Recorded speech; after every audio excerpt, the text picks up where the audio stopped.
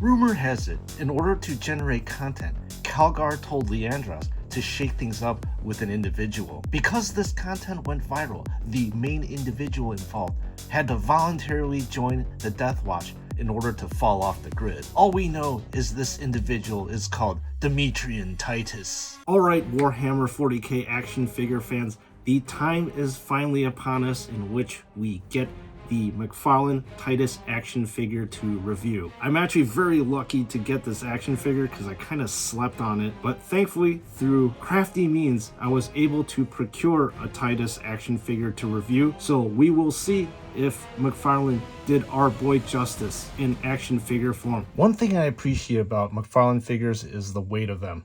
I know that weight has nothing to do with the quality of the action figure, but for some odd reason I feel like you're getting your money's worth when the figure is heavy, and Titus, like all other McFarlane Space Marines, have a decent amount of heft to them. Now, comparing the bareheaded version of Titus to the video game version, I would say, this McFarlane rendition doesn't really do our boy justice. His face is much too wide compared to the video game version. The face bears a resemblance to the video game version, but is definitely far from exact, and that may detract a lot of people from buying this action figure. However, I do like the texturization of the hair, and I love the accurate screening of the eyes. Even the wrinkles on the face are quite realistic looking. I enjoy the 5 o'clock shadow that was imparted on this figure. Now, the helmet of Titus is an accurate representation of a lieutenant helmet with these two stripes that sandwich this red stripe down the middle. It is interesting that I actually do see some shading being added to this white section here, which is not really found on a normal McFarlane figure.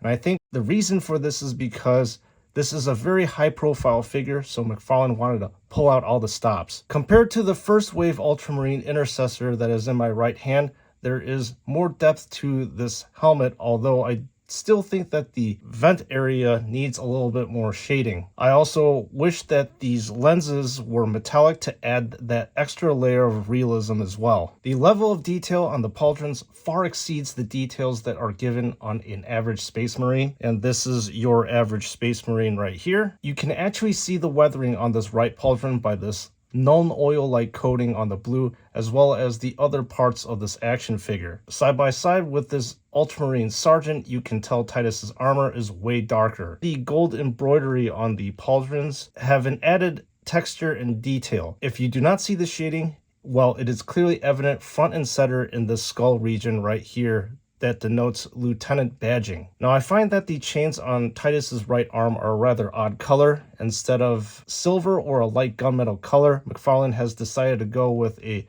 dark gunmetal, which I am not too sure that I agree with this color choice. Then on this left pauldron, you have the Ultramarines U, and what really makes this area special is the battle damage that has been imparted on this figure. There's a deep gash that runs along the armor that add to the realism. Across Titus's broad and manly chest is this ubiquitous gold-winged skull, except for the fact that this area has been boosted up with a U right here. There's a presence of a scar in the left wing area, and I think that's a great attention to detail, as well as, again, that added realism of battle damage that McFarlane always does so well, as evidenced by this bullet hole, the myriad scratches and imperfections that build up on power armor over time. When comparing the chest area of Titus to the Ultramarines Intercessor, it would appear that this region is made up of the same mold, but the biggest difference is obviously the symbol of Titus's chest, as well as the rivets on the collar right here. Now, the waist area, I believe, is a fairly accurate reflection to Titus's video game counterpart. You get to see a very discreet belt buckle with a gold skull that has a halo up top. The presence of the box with the Space Marine bones is 100% accurate as well, but the one thing that is missing is a very small pouch that is supposed to be dangling opposite the bone amulet. Another part where McFarlane got correct is this cloth tabard that dangles down, but the issue with this area is that, well, the cloth looks rather plain and cheaply made. I think it is the weakest looking part of the figure. This area could have been served better if it had more detail, or took a chapter from JoyToy's book on how to properly make a tabard or cape region. Then flipping around the back, there are two pouches that have a ton of texture to them, which I love, and this area is also very accurate to the video game Titus. Again, there's this fabric in the back region that could use a little bit more life and spice to it. Now moving on to the leg region of Titus, the thing that once again jumps out at me is the battle damage on the armor. I love how accurately these 2 bullet holes are portrayed on the plastic, and then there are scratches that are embedded into the armor and on the shin region, as well as the knee area.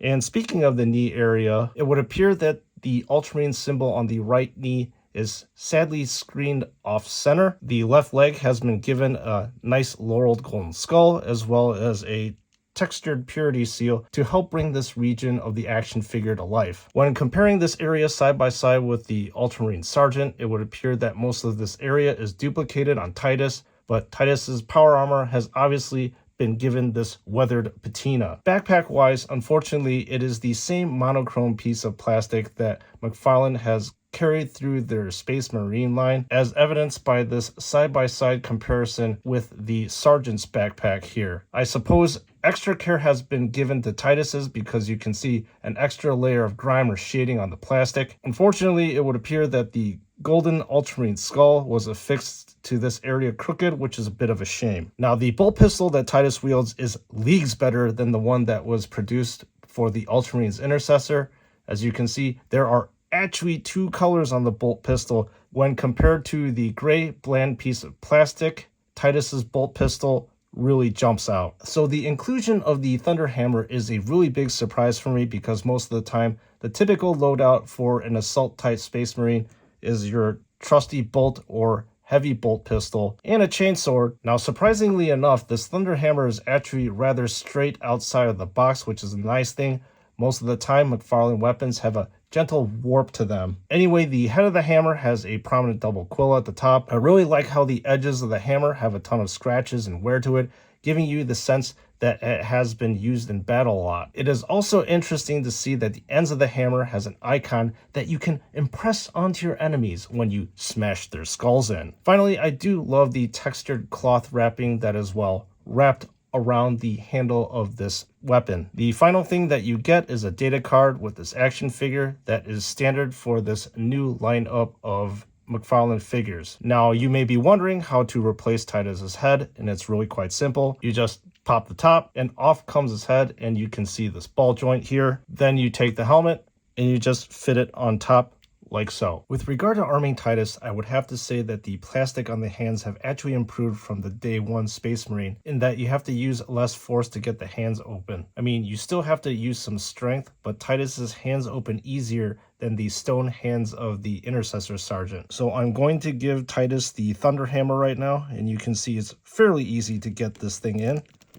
And it goes in just like that and very quickly. So I am glad that McFarlane has improved on the plastic of this area without compromising the grip. And with this Intercessor Sergeant, I am not lying to you in that it is very hard to get this Thunder Hammer into his hands. Yeah, you can already see that this is much harder. So I'm not going to really illustrate the movement of Titus, but trust me in the fact that he has the full range of motion about all his joints. If you have a regular Intercessor from McFarlane, the movement is exactly the same. The one small thing that I'll show you is that the chains that are around Titus right here can be rotated around 360 degrees, and that's pretty much the only unique part to Titus. So thank you for joining me in this review. Now come with me in the wrap-up. Well folks, what can I say except that I believe that this McFarlane Titus figure is actually a must-buy. Granted, yes, there were a couple of misses in my opinion, in that the face is not exactly that great, and this tabard region right here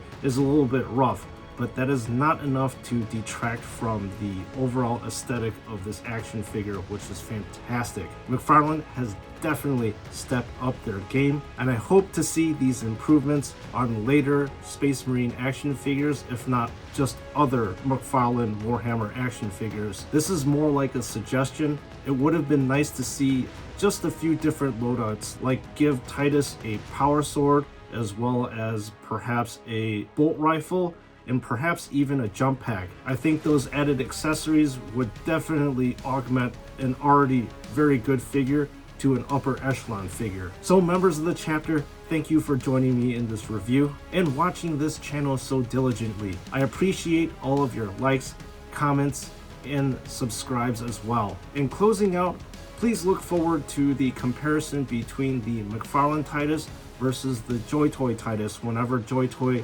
finally releases these action figures. And with that being said, I'll see you all in the next one.